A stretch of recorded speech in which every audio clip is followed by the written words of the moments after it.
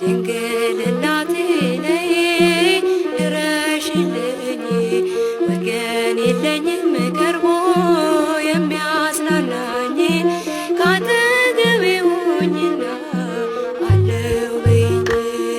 ድንግል እናቴ ነይ ድረሽልኝ፣ ወገን የለኝም ቀርቦ የሚያጽናናኝ ካጠገቤ ሁኚና አለው በይኝ።